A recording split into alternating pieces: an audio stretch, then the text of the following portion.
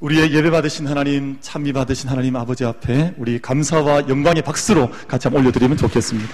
하나님께 영광의 박수를 올려드리겠습니다. 우리 좌우에 계신 분들 한번 인사하겠습니다.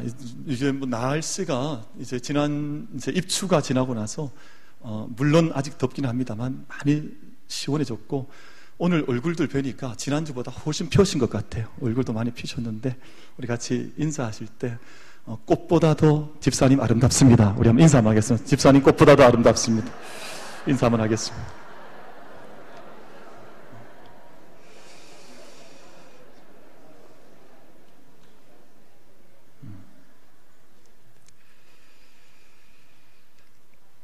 한 사람의 승리, 한 사람의 승리자는 그 한 사람의 승리로 그치는 것이 아니라 그 사람의 승리 때문에 그것을 지켜보는 다른 사람에게 또 다른 영감을 줍니다. 삶을 저렇게 살면 승리하는구나. 저렇게 인생의 길을 달려가는 것이구나. 한 사람이 승리하는 인생을 살면 그 주변에 그를 지켜보고 있는 사람들에게 때로는 위로가, 때로는 영감이, 때로는 격려가, 그 힘이 그 사람을 통해서 그 주변으로 흘러가게 되어져 있습니다. 그래서 한 사람의 승리는 단 한 사람의 승리로 그치는 것이 아니라 다른 많은 사람에게 동일한 승리와 희망을 약속하는 이정표로 다른 사람들에게 남게 되어져 있습니다. 1997년에 저는 이제 신학대학원 1학년생이었는데, 그때가 마침 공교롭게도 저희가 다 잘 아시는 것처럼 IMF의 물결이 거세게 우리 한국 사회에 몰려올 때였습니다. 그런데 다 많이 이제 어수선하고 분위기가 어렵고 힘든데, 그때 한 사람이 나타났어요. 누가 나타났냐 하면 세리박이라고 하는 박세리 선수가 나타난 거예요. 그러니까 사람들이 그때 맨발로 이렇게 빠져들었던 그 공 쳤던 기억 다 하시죠? 그러니까 그런 모습들 보면서 참 연약해 보이는 동양의 한 여성이 그 LPGA라고 하는 세계 별들이 모여서 자음을 겨루는 그 자리에 가서 정말 투혼을 펼치는 것을 보면서 사람들이 많이 위로를 받았습니다. 제가 한 번은, 그때는 제가 교육전도사 시절이었는데요, 교회 갔더니 자꾸 권사님들이 또 안수집사님들이 뭔가 자꾸 주고받는 거예요. 그래서 봉투에 싸서 자꾸 넘겨주고 넘겨받고 그래서 제가 처음에는 제가 좀 화가 났어요. 왜냐하면 자기들끼리 떡 해먹는가 싶어서. 보니까 떡이 아니라 뭐냐 하면 그때만 해도 이 비디오 테이프 볼 때거든요. 그러니까 지난 밤에 박세리 선수가 그 운동했던 그걸 녹화한 것을 한 분이 복사해가지고 교회에서 막 나눠주고 이러고 있더라고요. 그래서 제가 그 이후에 그걸 듣고 나서 한 사람이 열심히 싸워나가는 것들이 다른 많은 사람들에게 용기를 주는구나 하는 생각을 했었던 적이 있고, 여러분 그 이후에 한번 보십시오. 박세리 키즈라 그럽니까? 정말 골프에 대해서 그렇게 익숙하지 않던 나라 안에 박세리 키즈라고 하는 많은 다음 세대가 일어나서 그 길을 또 따라가는 그런 모습을 저희가 보고 있습니다. 전라남도, 해남, 전라남도 그 목포 주변에 있는 신안군, 거기엔 1004개의 섬이 있다고 하는데, 여러분 우리 교회도 한번 방문을 했었죠.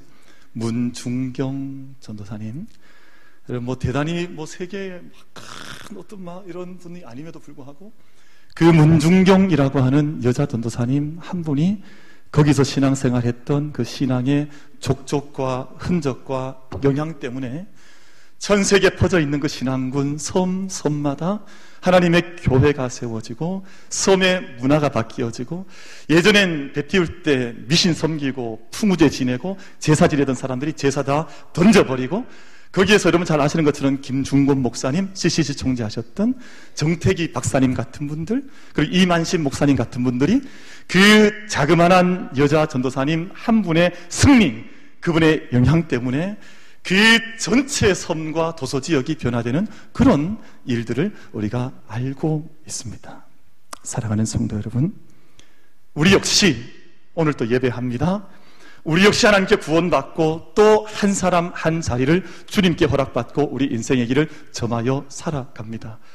우리가 물론 우리 한 자리 잘 세워 나가는 것도 중요하겠습니다만 우리의 삶의 믿음과 우리의 걸음걸음을 통해서 우리 믿음의 정말 사람들처럼 믿음의 역사와 믿음의 파동과 믿음의 흔적과 믿음의 도전을 그 누군가에게는 위로가 되고 누군가에게는 격려가 되고 누군가에는 기쁨이 되고 누군가에는 소망이 될 수 있는 믿음의 삶을 함께 달려갈 수 있는 우리 만민의 모든 예배자들, 우리 모든 성도님들 다 되시기를 주님의 이름으로 축복합니다. 별로 아멘을 크게 안 하시는 것 같아요. 누군가에게 위로가 되기가 싫으십니까? 우리 곁에 계신 분한테 그렇게 인사하면 축복 한번 하십시다. 집사님이 하나님의 소망입니다. 우리 한번 인사하겠습니다. 집사님이, 장모님이, 권사님이 하나님의 소망입니다.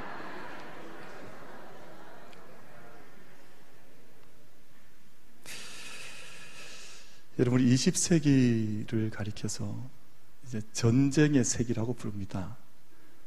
왜냐하면 수많은 전쟁들이 20세기에 이제 집중적으로 전쟁이 일어났고 돌아보면 그 숱한 전쟁의 풍화 속에서 어떻게 다시 이런 문화와 세기가 열렸을까 할 만큼 20세기는 전쟁의 세기였습니다.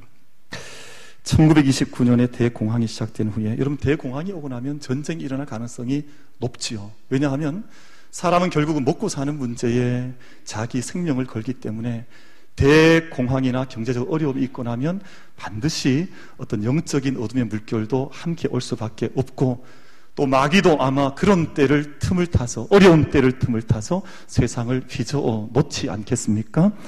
그러니까 1933년에 히틀러가 독일을 집권하게 됩니다. 어려운 때에 독일을 집권을 하게 되고 1936년에는 스페인 내전이 발발을 하고 1937년에는 중일 전쟁이 발발을 하고 여러분 다시 말하면 유럽에도 전쟁이 일어나고 아시아에도 전쟁이 일어나고 결국 1939년에 독일이 폴란드를 침공하면서 세계대전의 참화 속으로 20세기가 전쟁의 소용돌이 속에 휘말려 들어가게 됩니다. 여러분들 21세기는 그와 비교해보면 어떠할까? 다르지 않습니다. 2008년에 금융위기가 시작이 되고 2010년에 아랍의 봄 혁명이 시작되었습니다. 처음에 아랍의 봄 시작되었다고 할 때 수많은 사람들이 핑크빛 희망에 휩싸였습니다.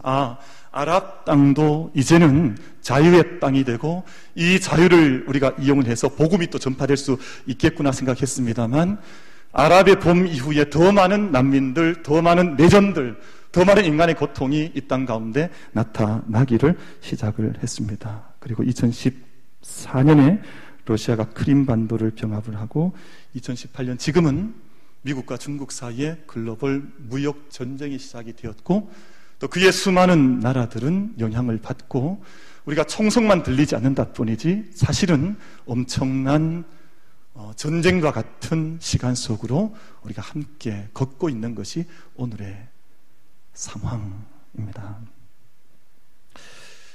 이런 국제적인 또 외교적인 국가적인 전쟁과 갈등만 있는 것이 아니라 우리 개인적으로도 많은 전쟁의 갈등을 겪습니다. 여러분 우리 고등학생들 어린 자녀들은 고등학교에 올라가서 전쟁을 치르게 되는데 그 전쟁을 뭐라고 부릅니까? 입시 전쟁이라고 불러요. 이게 전쟁이라고 하니까 비참한데 근데 입시 전쟁을 이 고등학생들만 준비하는 것이 아니라 우리 오늘 진우가 여기 앞에 예배드리고 있습니다. 앞자리에서 이미 중학생 때부터 아니면 이미 초등학교 때부터 그 입시 전쟁에 돌입을 해서 뭐 총칼만 안 들었다 뿐이지 옆에 있는 친구들은 다 어떤 사람들이에요? 이건 적이에요, 적. 함께 이기고 밟고 올라가야 할 전쟁을 치르고 있는 우리의 어린 자녀들과 이 땅의 다음 세대 자녀들 생각하면 마음이 먹먹한 것을 생각하게 됩니다. 대학 잘 졸업하고 또 아무런 문제가 없으면 얼마나 좋겠습니까만 대학 졸업하면 또 다른 전쟁이 시작이 됩니다. 무슨 전쟁이 시작됩니까? 취업 전쟁이 시작이 됩니다. 취업 전쟁을 또 몇 번의 도전들과 몇 번의 시간들과 좌절들을 경험하면서 취업 전쟁을 하고 나면 그걸로 끝이 아닙니다. 취업 전쟁하고 나면 끝이고 나면 그 다음에는 서울에 사는 사람들은 우린 다행이에요. 대구 분들은 그분들은 출근 전쟁을 해야 돼요. 그래도 지하철 타고 또 매일같이 그 무거운 짐을 들고 또 전쟁을 치르면서 출근을 합니다. 또 그런 전쟁이 없는 분들은 요즘 무슨 전쟁하냐 하면 살과의 전쟁을 해요. 그래서 또 막 살을 빼겠다고 막 인생을 살면서 자기에게 덕기 덮여 씌워져 있는 인생의 무게를 빼느라 또 수많은 전쟁을 치러 나가고, 지금 또 기후와의 전쟁을 하고 있습니다. 기후의 급작스러운 변화 때문에 우리 인간이 또 새로운 환경과 기후 속에 적응해 나가야 하는 또 다른 전쟁을 해야 합니다. 그리고 우리에게는 또 영적 전쟁이라고 하는, 이 모든 세상의 길을 달려가는 동안 정말 놓치지 말아야 할 싸움인 영적인 싸움과 영적인 전쟁이라고 부르는 우리 속사람의 싸움과 우리 영적인 걸음을 아름답게 승리자의 길로 걸어가야 하는 영적 전쟁이라고 하는 또한 그 전쟁이 기다리고 있습니다. 사랑하는 성도 여러분, 주일 아침 전쟁 이야기를 하면 우리 마음이 좀 무거워질지 모르지만, 우리가 이 모든 인생의 걸음과 과정을 통해서 우리 모든 예배자들, 오늘 우리 모든 만민의 성도들께서 패배자, 나고자 쓰러져 있는 자들이 아니라 정말 승리자들로 자신의 삶을 선포하고 승리의 길을 달려갈 수 있는 믿음의 군병들이 다 될 수 있게 되기를 주님의 이름으로 축복합니다. 우리가 예배를 통해서 이것 한 가지 묵상을 하고 나아가고자 합니다. 성경은 늘 이제 믿음에 관한 이야기를 하다 보니 우리 믿음의 사람들은 성경을 묵상하고 나면 조금 이제 소프트한 마음을 가지게 되는 것 같아요. 무슨 뜻이냐 하면 좀 따뜻하고 또 정감 넘치고, 그래서 갈등이 있는 곳에 들어가서, 우리 저기 그 누구의 기도입니까? 그 갈등이 있는 곳에, 분쟁이 있는 곳에 가서 치유를 하고 화해를 시키고 또 아름다운 일들을 어떻게 만들어가고 아름다운 꿈을 꾸고, 다분히 어떻게 보면 좀 영성적인 길을 우리는 걸어가야 되는 것 같다 하는 생각을 우리 크리스찬들이 할 때가 있습니다. 그래서 세상의 소금이 되고 빛이 되고 또 평화와 화해를 위해서 늘 이렇게 우리가 누군가 고쳐주는 일을 우리가 해야 되는 것 같은 느낌을 받을 때가 있습니다. 사랑하는 성도 여러분, 그럼에도 불구하고 우리는 단지 감정적인 혹은 좀 부드러운, 늘 치유하고 감싸는 곳에만 쓰임받는 사람들이 아니라, 하나님 말씀 우리가 대해보면 모든 말씀과 장과 말씀의 권고를 통해서 우린 지금도 영적인 싸움을 싸워가야 하는, 우리가 지금도 전쟁 가운데 있는, 우리가 지금도 우리가 잠들어 있을 시간이 아니라, 우리가 넘어져 있을 시간이 아니라 믿음의 선한 싸움을 위해서 깨어 있어야 하는 영적 군병들이라고 하는 것을 말씀하고 있습니다.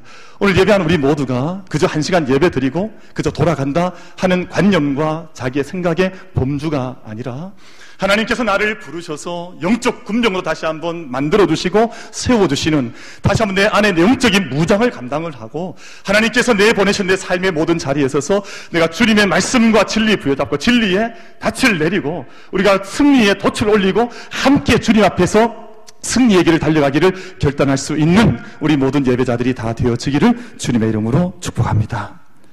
영적 전쟁 가운데 있다 하는 것입니다. 여러분, 물론 우리의 이 싸움은 혈과 육에 관한 싸움은 절대 아닙니다. 그리고 우리의 싸움은 창을 들고 칼을 들고 뭐 총을 들고 미사일을 들고 하는 그런 싸움이 절대 아닙니다. 우리 믿음의 싸움이 어떤 싸움이냐, 우리가 어떤 길을 지금도 걸어가고 있느냐 하는 것을 가장 잘 보여주었던 한 믿음의 인물이 바로 어린 다윗이었습니다. 여러분, 다윗은 너무너무 어렸지만 자기 자신이 어떤 길을 걸어가고 있든지 영적인 깨달음과 인식을 매우 선명하게 했던 어린 소년이 다윗이라고 하는 소년입니다. 사무엘상 17장 45절에서 다윗이 블레셋과의 전투 가운데 그가 이제 내몰려가는 자기의 삶을 그 전투 가운데 던지면서 고백했던 위대한 다윗의 선언과 같은 한 고백의 말씀이 기록되어져 있습니다. 다윗이 블레셋 사람에게 이르되 너는 칼과 창과 단창으로 내게 나아오거니와 나는 만군의 여호와의 이름 곧 내가 모욕하는 이스라엘 군대의 하나님의 이름으로 내게 나아가노라. 여러분, 세상의 수많은 사람들은 마치 칼과 창과 단창이 아니면 전쟁을 할 수 없는 것처럼, 마치 그런 무기를 들고 세상의 혈과 육의 싸움을 싸워야만 이기는 것처럼 생각합니다만, 어린 다윗은 그렇게 고백하고 있지 않습니다. 당신은 내게 칼과 창을 들고 나오지만, 당신은 내게 돈을 들고 나오지만, 당신은 권력을 들고 나오지만, 당신은 인간의 혈과 육이라고 하는 싸움을 싸우려고 하지만, 내 손에는 하나님의 이름이 들려져 있기 때문에 나는 만군의 여호와의 이름으로 내게 나아간다고 그렇게 고백하고 있습니다. 오늘 예배한 우리 모든 성도들께서 우리 믿음의 선한 싸움을 달려나가고 영적인 싸움을 싸나갈 때 언제나 내 손에 들려져 있는 예수 그리스도의 이름 붙들고 우리 믿음의 자리에 나아가 설 수 있는 우리 모두가 다 되시기를 주님의 이름으로 축복합니다. 그래서 오늘 우리 손에 뭐가 들려져 있다고요? 하나님의 이름, 만군의 여호와의 이름, 예수 그리스도의 이름. 여러분, 우리 손에 지금 그것이 보이진 않지만 내 손에 들려져 있는 이 진리의 주님의 이름을 붙들고 우리 믿음의 길을 함께 걸어가고 함께 승리할 수 있는 은총이 우리 모든 예배자들 가운데 임할 수 있게 되기를 주님의 이름으로 축복합니다. 오늘 본문 사도행전 13장 말씀은 사도행전 전체에서 대단히 중요한 장입니다. 왜냐하면 사도행전 1장부터 12장까지는 사도행전 전체 28장까지 기록된 사도행전에서 어떻게 보면 서론과 같은, 프롤로그 같은 들어가는 도입부의 말씀이었다면 사도행전 13장부터 28장까지는 본론과 결론의 말씀으로 기록이 되어져 있습니다. 그럼 사도행전을 저희가 늘 묵상하거나 혹은 우리 성도님들께서 말씀을 읽거나 혹은 묵상하실 때 이 사도행전은 승리의 책이라고 하는 것을 늘 염두에 두고 묵상하시는 게 좋습니다. 그러니까 매 장마다 새로운 도시를 방문하고 새로운 사람들을 만나고 하나님의 복음을 전하는데 그 모든 복음과 그 모든 전도의 걸음걸음에 어떻게 하나님의 사람들이 승리의 길을 걸어갔던지를 낱낱이 상세하게 보여주고 있는 책이 바로 아포슬이라고 하는 이 레럴스라고 하는 바로 이 사도행전의 역사입니다. 근데 우리가 결론을 기억하는 게 좋겠죠. 사도행전의 결론의 말씀은 사도행전 28장 30절, 31, 두 절이 마지막 절인데요. 마지막 절에서 결론을 이렇게 기록하고 있습니다. 여러분 혹시 찾으실 수 있겠습니까? 우리 본문에 떴으니까 우리 앞에 스크린을 보면서 우리 한번 두 절 말씀, 사도행전의 결론입니다. 결론은 무엇을 이야기하고 있는가? 우리 한번 같이 한번 합독해서 말씀을 읽겠습니다. 시작. 바울이 온 이태를 자기 셋집에 머물면서 자기에게 오는 사람을 다 영접하고 하나님의 나라를 전파하며 주 예수 그리스도에 관한 모든 것을 담대하게 거침없이 가르치더라. 아멘. 여러분, 저는 이것을 영적 전쟁에 영적인 삶을 살아가는 사람들의 핵심 구절로, 승리의 구절로 저는 그렇게 고백을 합니다. 바울이 온 이태를 자기 셋집에 가면서 모든 사람을 다 영접했다. 자기에게 오는 모든 사람을 물리칠 일도 없고 거부할 일도 없고 자기가 만나는 어떤 일을 통해서 만나는 모든 사람들을 자기의 집에 영접하면서 주 예수 그리스도에 관한 모든 것을 담대하게 거침없이 가르치면서 하나님 나라를 전파하는 삶을 살았던 사도 바울의 마지막 행적을 이렇게 결론을 통해서 말씀하고 있습니다. 사랑하는 성도 여러분, 우리의 삶의 자리가 어느 땅에 거하든 마지막 승리의 내용을 기록하고 있는 이 말씀처럼 우리 모든 삶의 자리가 비록 이 로마라고 하는 거대한 제국 가운데 한 작은 셋집에 살고 있다 할지라도 그 셋집이 하나님 나라가 되고 그 셋집이 예수 그리스도와 함께 거침없이 담대하게 선포하는 장이 되어지고 그 자리에서 모든 사람을 거침없이 만났던 이 사도 바울과 같이 여러분의 삶의 자리가 도망의 자리가 아니고 포기의 자리가 아니고 절망의 자리가 아니고 도망자의 자리가 아니고 비록 제수처럼 보인다 할지라도 오히려 그 로마를 호령했던 사도 바울과 같이 여러분 모든 삶의 자리가 승리의 자리가 되기를 주님의 이름으로 축복합니다. 여러분, 그래서 가정도 승리하셔야 하고 여러분 일터도 승리하셔야 하고 지금 여러분 삶의 자리도 승리할 수 있게 되기를 주님의 이름으로 축원합니다. 우리는 실패자로 부름받은 사람들이 절대 아니에요. 사도행전의 모든 말씀의 장들과 절들을 읽어보면 승리자의 흔적이 들어가 있는데 여러분 이 모든 영적인 전쟁과 싸움 앞에 우리가 한 가지를 먼저 새겨보고자 합니다. 여러분 모든 싸움과 모든 전쟁은 그냥 싸우는 것이 아닙니다. 우리가 무슨 영적인 전쟁을 하든 국가와 국가 사이에 전쟁을 하든 반드시 한 가지 짚고 넘어가야 될 것이 있는데, 전쟁에는 명분이 있어야 하고 실리가 있어야 합니다. 명분이 없으면 전쟁을 하면 안 돼요. 그리고 명분이 있는 것 같아도 그 손자병법에 따르면 실리가 없으면 전쟁을 하지 말라 그럽니다. 왜냐하면 자기 기분 내키는 대로 이렇게 싸웠다가 멍들고 자기 고통받아서 이겼다고 한들 그것이 진 거나 마찬가지지, 실리가 없는데 못하러 전쟁하겠느냐 하는 것을 손자병법에서 이야기하거든요. 그러니까 아무리 어떤 내가 싸워야 할 일이 있다 할지라도 반드시 명분을 따져보아야 하고 실리를 따져보아야 합니다. 여러분, 우리가 영적 전쟁을 하는데요, 우리가 영적인 싸움을 하고 있는데 이것이 어떤 명분이 있느냐, 이것이 어떤 실리가 있느냐를 따져보아야 합니다. 그래서 이것이 내게 왜 이 싸움을 해야 하는지, 내가 왜 이 싸움을 지금 치고 나가서 이 전쟁에 참여해야 하는지, 내가 이 전쟁을 이토록 수고하고 달려가게 되면 내가 무엇을 얻고 내가 어떤 승리의 자리에 서야 하는지를 우리가 돌아보며 싸움을 싸워 나가야 하는 것입니다. 가장 불쌍한 사람이 어떤 사람이냐 하면, 전쟁터에 나가서 목숨 바쳐서 막 싸웠는데 이 전쟁이 누구와 싸우는지 모르는 사람들이 있어요. 정말 불쌍한 사람들이에요. 그리고 전쟁터에 나가서 열심히 막 수고하고 땀 흘리고 싸우는데 내가 왜 총을 맞아야 하는지 모르는 사람이 있어요. 참 불쌍한 사람들이. 요즘 저기 장례식장 가보면, 장례식장에 가서 막 한참 막 곡하고 울고 난 다음에 오늘 누가 돌아가셨나요? 묻는 사람들이 있어요. 그거와 똑같은 거죠. 내가 왜 울어야 하는지, 내가 무엇을 위해서 싸우고 있는지, 내가 왜 이 영적인 전쟁과 같은 믿음의 선한 싸움을 싸워야 하는지, 그 명분이 있어야 할 것 아닙니까? 그 실리가 있어야 할 것 아닙니까? 그래야 자기의 온 삶을 던져서 싸워 하나님 내게 어떤 것을 주시려고 이 싸움을 싸우게 하시는지를 생각해보고 그 길을 걸어가야 하지 않겠습니까? 여러분, 사도 바울은 그 싸움을 그렇게 싸워 나갔습니다. 자기 안에 있는 모든 싸움을 싸워나갈 때 여기에는 분명한 명분이 있다는 거예요. 나는 여기에 분명한 내가 얻는 실리도 있기 때문에 나는 내 생명을 바쳐서 이 싸움을 싸워간다. 사도 바울은 그렇게 해서 사도행전 13장에서 마지막 28장까지 사도의 행전의 역사를, 그 성령 행전의 역사를 그렇게 전쟁하듯이 영적인 전쟁을 치르면서 그 길을 걸어가고 있는 것입니다.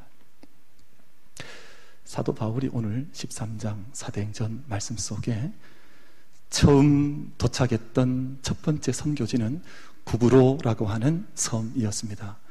이 말을 영어 성경에서는 키프로스라고 하는 섬이라고 하는데, 아마 우리한테는 이제 구브로도 이렇게 익숙하지만 아마 젊은 우리 청년들이나 아마 젊은 분들한테는 키프로스라고 하는 섬을 아마 좀 더 이제 귀에 익도록 들어보셨을 것입니다. 그 섬에 도착했을 때 처음 도착했던 곳은 살라미라고 하는 곳이었는데요, 이 구브로 키프로스 섬의 동쪽에 위치하고 있던 한 항구 도시였습니다. 이 도시에서 이 서편 반대편 섬 반대 방향에 있던 한 섬 바보라고 하는 곳까지 여행을, 복음을 전하면서 144km를 복음을 전하면서 사도 바울 일행이 명분도 있고 실리도 있다고 하는 이 영적인 싸움을 거치면서 복음을 전하면서 걸어가게 됩니다. 근데 바보라고 하는 것은 우리가 생각하는 그 바보가 아닙니다. 우리 다 바보라고 하는 좀 이렇게 그 어리석다 이 말이 아니라 페이포스라고 하는 지명을 가진 곳인데, 우리는 번역하다 보니 바보로 되어 있습니다만, 그곳에 가게 되었을 때 어두운 영에 사로잡혀 있던 한 사람, 거짓 선지자를 만나게 되는데, 그 사람의 이름이 바예수라고 하는 사람이었습니다. 여러분, 성경을 읽어 나갈 때 바라는 말이 나오면, 바라고 하는 히브리 말은 아들이라고 하는 뜻입니다. 예수라고 하는 말은 구원이라고 하는 뜻입니다. 그런데 우리말로 바꾸면 바예수라고 하는 이름의 뜻은 구원의 아들이라고 하는 좋은 이름을 가지고 있습니다만, 사도행전 13장에서 기록하고 있는 바예수는 거짓 선지자로 그 바보라고 하는 지역 전체를 영적인 어둠에 물들게 하고 있는 영적인 어두운 선지자로 활동하고 있었던 것을 이 말씀에서 우리에게 가르쳐 주고 있습니다. 뿐만 아니라 그 구브로 섬을 다스리고 있던 총독 서기오 바울, 여러분 서기오라는 말은 영어 성경 읽으면 세르지오라고 표현하고 있어요. 세르지오 폴이라고 하는 서기오 바울 총독에게 미신의 신앙을 전해주면서 그 땅 전체를 어두운 또 우상의 또 죄악의 땅으로 바꾸어가고 있는 상황의 땅에 사도 바울이 들어가게 된 것입니다. 사랑하는 성도 여러분, 저는 감히 말씀을 선포하기로 이런 땅이라면 영적 전쟁을 해야 할 영적인 명분도 반드시 있고 영적인 실리도 있다고 생각을 합니다. 한 땅의 통치자와 그를 옆에서 돕고 있는 지도자가 영적인 어둠 속에 사로잡혀 있는 거짓 선지자의 활동을 하고 있다면 모든 믿음의 사람들은 그것에 잠들어 있으면 안 되고요. 그것에 그냥 내가 이곳에 살고 있는가 그렇게 살고 있으면 안 되고요.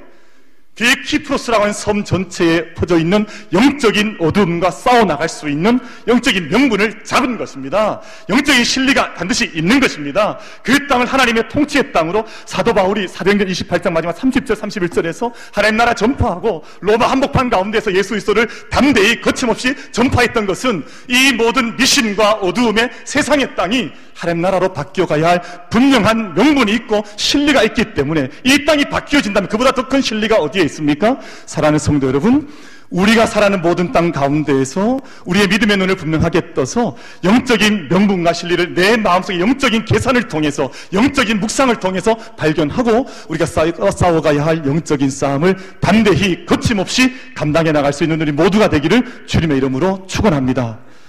이것이 우리가 부름받은 영적 전쟁의 자리에 대한 깨달음 아니겠습니까?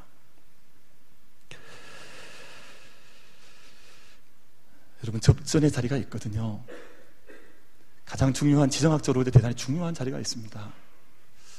여러분, 저희는 지금 이제 한반도라고 하는 땅에 우리가 함께 살고 있는 우리 한민족, 우리 대한민국인데요. 우리나라는 참 이 지정학적으로 너무너무 중요한 위치에 자리 잡고 있습니다. 왜냐하면 이 중국과 러시아라고 하는 큰 대륙 세력이 이 해양 세력, 이 태평양 세력과 함께 아주 직접적으로 충돌하는 자리에 이 한반도가 있는 거예요.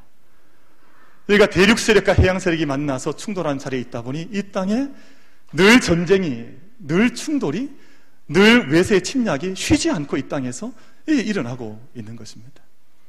그리고 그것은 이제 일반적인 이야기이고 정치적으로 이야기를 하자면 이 위쪽에 있는 공산이라고 하는 커뮤니스트라고 하는 이 공산주의와 커뮤니즘과 이 자유민주주의 세력이라고 하는 세력이 함께 강력하게 충돌하는 지형의 접점에 우리 한반도가 자리하고 있습니다. 그리고 얼마나 중요한 자리예요? 여긴 잠들 수 없는 우리 사명을 감당해야 하는 우리가 지켜가야 할 영적인 가치와 하나님의 나라를 선포하고 그 나라를 만들어가야 하는 그 접점에 우리 한반도가 자리를 잡고 있습니다.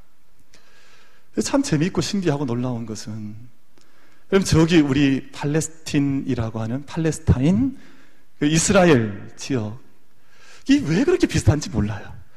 우리가 이 대양설과 해양설이 만나는 그 중심에 자리 잡고 있다면 그 땅은 저기 중동 메소포타미아 지역 이란, 이라크 땅과 그리고 그 아래 남쪽에 있는 아프리카의 여러 세력들과 그리고 유럽의 세력들이 충돌하여서 만나는 그 중심에 바로 이스라엘 땅이 자리를 잡고 있다 보니 그 땅에도 전쟁의 소리가 그치지를 않습니다.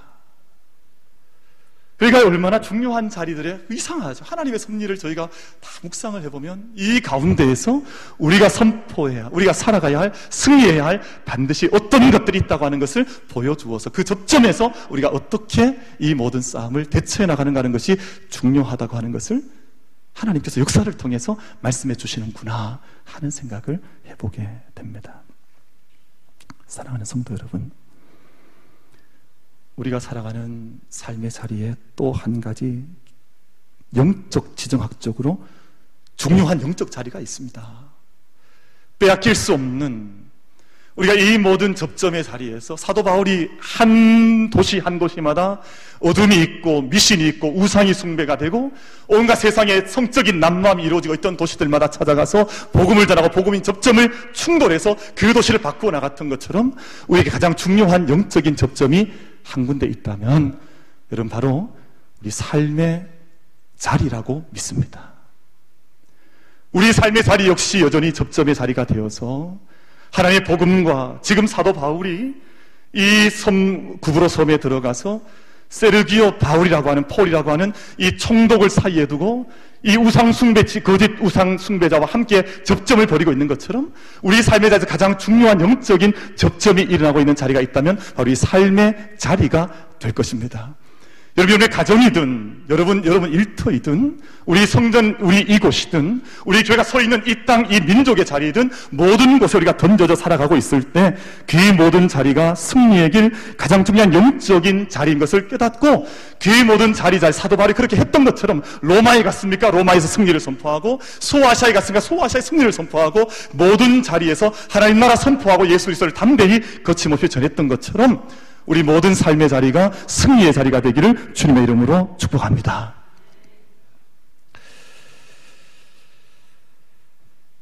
사도 바울이 걸어갔던 이 자리를 가만히 묵상을 해보면 우리가 한 가지 중요하게 발견하게 되는 것 한 가지가 있는데요.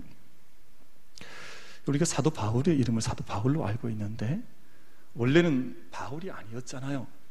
원래는 사울이었던 사람이 바울로 바뀌어졌는데 언제 바뀌어졌을까?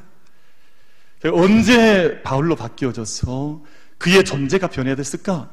그가 예수님 만나고 눈을 잃어버렸을 때였나? 아니면 그가 자기가 가던 다메섹 소송으로 들어가서 아나니아를 만났을 때였나? 우리가 이런 생각해 볼 수 있습니다만 오늘 본문 말씀 속에 답이 기록되어져 있습니다. 오늘 본문 9절 말씀에 보면 이렇게 말씀을 하죠. 바울이라고 하는 사울이 성령이 충만하여 그를 주목하고. 그럼 이 이후로부터 사울이라고 하는 이름은 사도행전에 완전히 바울로 바뀌어져서 그 영적인 주체적인 승리자의 이름으로 바울이 등장을 합니다. 그리고 그가 그의 대적을 주목했다 그러죠. 여러분 영적인 싸움은 주목하는 것으로부터 시작이 됩니다. 여러분 제가 좀 전에 설명을 한번 언급을 했습니다만 손자병법의 제1편 제1장에 보면 시계편이라고 하는 편이 나와요. 이게 무슨 뜻이냐 하면 이제 싸워나가야 할 이 모든 선한 싸움, 이 모든 싸움에서 너희의 자신과 그리고 적을 분석해보고 계산해보라는 것. 계산을 시작해보라는 뜻입니다. 만약에 이 자리에서 이길 승산이 없으면 손자병법에서는 싸움을 하지 말라고 권합니다. 왜냐하면 이길 수 없는 싸움을 하니까. 여러분 그런데 하나님의 선한 싸움, 영적인 싸움을 할 때도 마찬가지입니다. 우리가 주목하는 것입니다. 내가 무엇을 위해서 싸우며 내가 누구와 함께 싸워나가고 있으며 어떤 싸움을 싸워나가고 있는지 주목해서 봤더니 사도 바울이 그를 주목해서 봤더니 10절 말씀에 이렇게 기록을 하지요. 이르되 모든 거짓과 악행이 가득한 자요 마귀의 자식이요 모든 의의 원수요 주의 바른 길을 굳게 하기를 그치지 아니하겠느냐. 여러분 영적인 싸움은 자기 자신을 분별하고 자기 자신의 신앙에 닻이 하나님께 깊게 내려져 있고 또 상대방의 모든 우리가 보이는 것들이 세상에서 싸워나가야 할 분명한 이유가 있다고 생각할 때 우리 그 싸움을 싸워나갈 수가 있는 것입니다. 그럼 사도행전 13장으로부터 28장까지는 승리의 장이라고 제가 말씀을 드렸는데 이 전체를 승리의 장으로 이끌어가는 세 가지 석절의 말씀이 오늘 본문에 기록되어져 있습니다. 우리 이 석절을 같이 읽고 말씀을 맺으려고 하는데요. 13장 우리 1절부터 3절까지 이 석절 말씀 속에 사도 바울이 왜 승리의 길을 걸어갔던 사도가 될 수 있었는지, 왜 안디옥 교회와 예루살렘 초대 교회들이 승리했던지가 자세하게 기록되어져 있습니다. 우리 13장 1절부터 3절까지 우리 함께 한 목소리로 한 마음으로 합독토록 하겠습니다. 같이 읽습니다. 시작. 안디옥 교회에 선지자들과 교사들이 있으니 곧 바나바와 니게르라 하는 시몬과 구레네 사람 루기오와 분봉왕 헤롯의 젖동생 마나엔과 및 사울이라. 주를 섬겨 금식할 때에 성령이 이르시되 내가 불러 시키는 일을 위하여 바나바와 사울을 따로 세우라 하시니 이에 금식하며 기도하고 두 사람에게 안수하여 보내니라. 아멘. 여러분 23장 이 석절의 말씀이 전체 사도행전 28장을 다 결정짓고 있습니다. 그럼 이 초대교회 안에 모여 있었던 사람들의 배경과 출신과 모든 삶의 자리는 달랐지만 이들은 영적으로 하나였습니다. 여러분, 예수님께서 마귀에게 그런 말 하지 사탄에게 그런 말 하지 않습니까? 너희가 하나 되지 않고서야 어찌하여 너희 나라가 설 수 있겠느냐. 모든 승리는 나라의 승리도 그러하고 가정의 승리도 그러하고 우리 교회의 승리도 그러하고 비록 이름은 다 다르다 할지라도 오늘 말씀에 기록된 것처럼 바나바, 니게르, 시므온, 구레네 사람 루기오, 분봉왕 헤롯의 숫동생 마나엔, 사울 모든 것이 다 달랐지만 이들은 믿음 안에서 하나 되어서 영적인 능력 안에서 공동체를 친밀하게 이루었던 영적인 공동체를 이루고 있었습니다. 이들 안에는 금식이 있었고 이들 안에는 기도가 있었고 성령의 음성을 분별하여 들을 수 있는 열린 영적인 귀가 있었고 하나님의 감동이 올 때에 그의 즉시 반응해서 이에라고 말씀하고 있지 않습니까? 이에 금식하며 기도하고 두 사람에게 안수하여 보내니라. 성령께서 감동 오실 때 그 감동 앞에 즉시 응답하여서 하나님의 뜻을 이뤄나갈 수 있는 순종의 도도 이들은 가지고 있었습니다. 다시 말하면 이들은 하나님께 자기의 모든 것을 다 걸었던 사람이었습니다. 여러분, 믿음의 승리를 원하십니까? 믿음의 승리자가 되기를 원하십니까?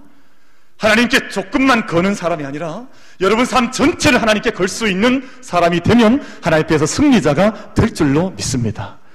우리의 모든 것을 다 드려 그 땅 아래에서 하나님의 보화를 발견한 사람이 자기의 모든 재산을 다 바쳐서 그 땅을 샀던 것처럼 하나님께 모든 것을 다 하나님의 뜻에 자기의 생명과 삶을 걸고 또 하나님께 즉시 응답할 수 있는 순종의 도를 가진 사람을 하나님께서 승리자의 삶으로 인도해 주실 줄 믿습니다.